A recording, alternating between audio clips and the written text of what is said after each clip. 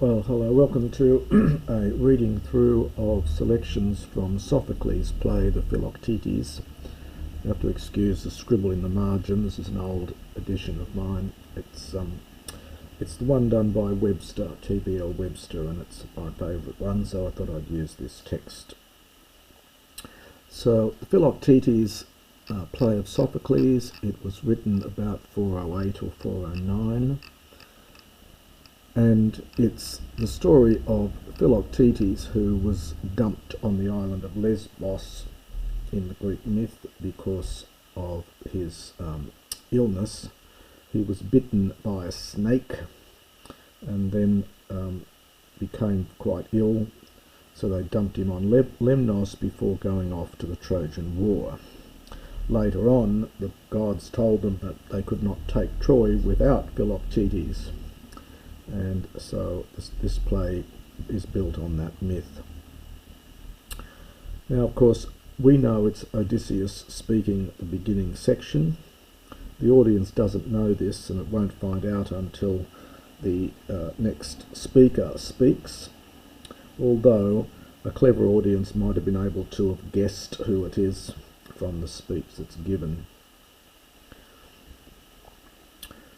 So it's I'm just going to translate it through, and you'll need to look at commentaries on this to get more detail. So he begins, Acte men he de tes perirutuktonos. So this is the Acte, this is the coast or shoreline of the perirutuktonos, Lemnu. We get quite a bit of enjambment, that is, he holds a word back to the beginning of the next line in Sophocles, perhaps more so than in some of the other tragedians. So this is the shoreline of the land of Lemnos, which is perirutu. This is peri. The root here is from reo, so it's surrounded by water, something like that. So it's astiptos. Astiptos is a fairly rare word. It's only here in classical literature and only once, I believe, in later Greek. It's like astibes. It means untrodden. Very odd to describe Lemnos, which in the time this is written would have been had people living there, but the Sophocles wants to get across this idea of loneliness and to emphasize the loneliness of Philoktetes. So it's untrodden and nor inhabited by mortals. You can take this with both of these. So untrodden by mortals nor inhabited. And here, and now we're told who the person he's speaking to is. On stage there are two people. So, O Neoptolemos on the next line, the son of Achilles, you who were Traphes, aorist passive, bred from, rather than perhaps than reared by, but because he wasn't really reared, because Achilles went off to the Trojan War when Neoptolemos was very young, so perhaps bred by the greatest father of the Greeks. So, O Neoptolemos, son of Achilles, so bred from the greatest father of the Greeks. Here, I once, ego poti, ex etheke, well, it's almost I dumped. It means abandoned. It's the usual word that's used for exposing an infant and leaving it to die. So here, once I dumped or I abandoned, and it's a word which occurs several times in the play. The son of the Melian Poias. We're not told the name Philoktetes at this stage, but the audience would have known who he was talking about. Malis, which is what this is from, is a region on the east coast of mainland Greece. So where once I abandoned the son, the ton goes with the huion, of the Melian Poias, so Poias from Melis, or Malus, Tacthes todi erdain turn anasonton hupo. Notice the accent on hupo, it's referring to it's post-positive, so it's referring back to the tone anasontone. Having been ordered, aorist passive from Tasso, to do this by those in power. So he immediately says, I wasn't responsible, I was following orders. And now in apposition to him, the huion, we have the participle katastadzonta, dripping. So him dripping, poda, internal accusative, with respect to his feet, with a diaboro nosso, with a devouring disease. So the bor root here is connected with brosco, to eat. So a gnawing, burrowing disease. This is hot tear. It can't be hot tear. The iota is almost, I always say almost, but it's never elided in Greek. It's always hot tear. So when, now the main verb here is parain, it was possible. So when and for us. And you notice the funny, slightly different accent on, it's normally hemin. It's a different accent here because a short syllable is required for the meter. This is relatively rare to do this in Sophocles, but he's done it here. So when it was possible for us, and Greek puts the negatives afterwards, so we would say it was not possible for us either. Greek says when it was possible for us neither. So it was not possible for us either prosthigain, well, to approach, set our hands to, this is from thingano, to touch. So prosthingano, to approach. It was not possible for us to approach hekalois, at our ease, loibes, either libations or sacrifices, because you had to have silence, you had to have euphemia when you're sacrificing. So because he's making so much noise, but continually,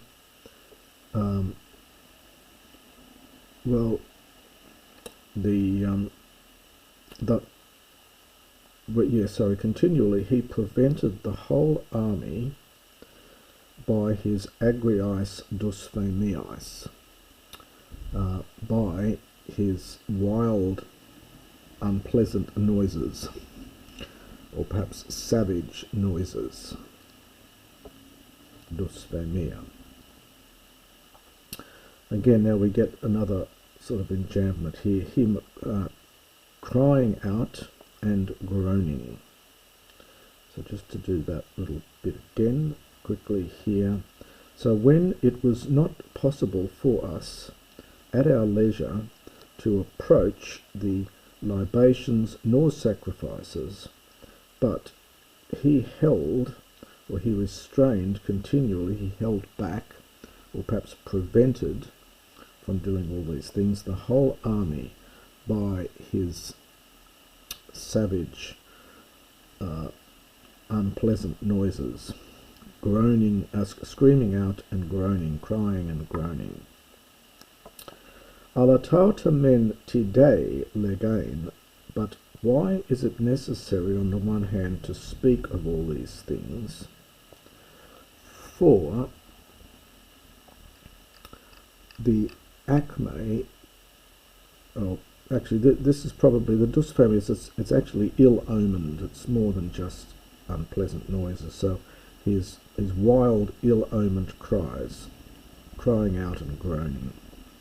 But why is it necessary for me to say all these things? For it is not the right time for us for long speeches. For it's not the appropriate time for us for long speeches. May, lest also he might learn me having come. So lest he might realize that I'm here, and topan sophisma, the entire scheme, the entire, well, sophisma, clever plan, ek keo, well, might be squandered, might be poured out.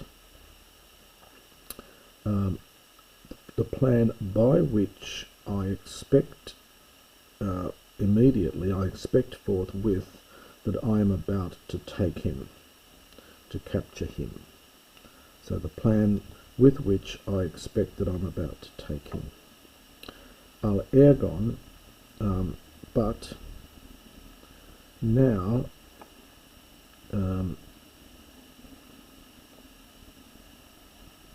now he's speaking to the other person on the stage. This is Neoptolemos. So, but now it is your task, ta loifer, I think really is internal accusative, in respect of the remaining things, to do your job, to do your duty from the hupe retio. And the two things to do, to look, both to look where is here a two-mouthed, so with a cave, a rocky, a two-mouthed rock, so we would say double entrance, a rocky cave with two entrances, toyadi, that following one, where there is such a two-mouthed rock, two-mouthed cave. Now, hina can be used adverbially as it is here, so where there is present in the cool, enthakasis is a seat, so where there is a sitting in the cold, in the cool, a sitting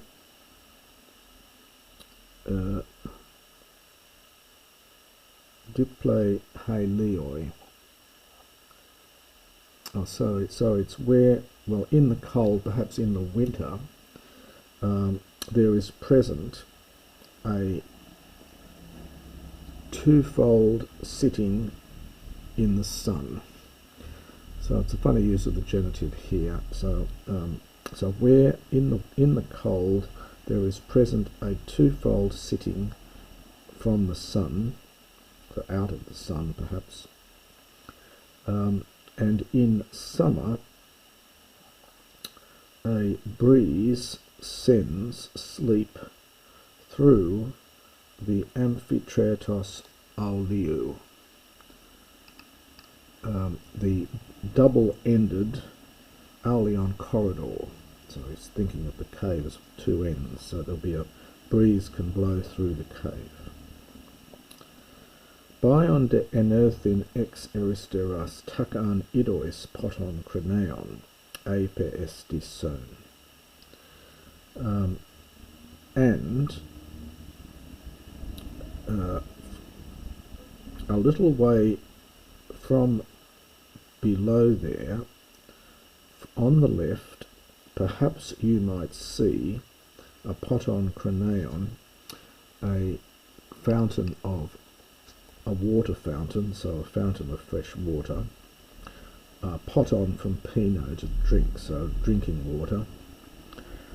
If it is sown, if it is still intact, this is contracted from saos, Homeric word, connected with sozo. So if it is still intact, that is, it hasn't dried up.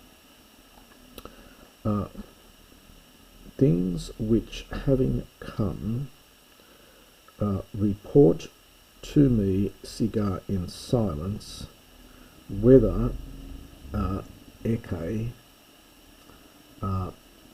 they hold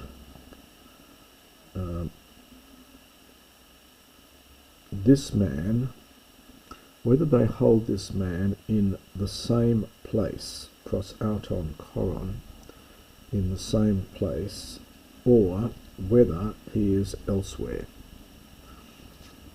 There are apparently some metrical difficulties here to see Webster and Shine ad loc.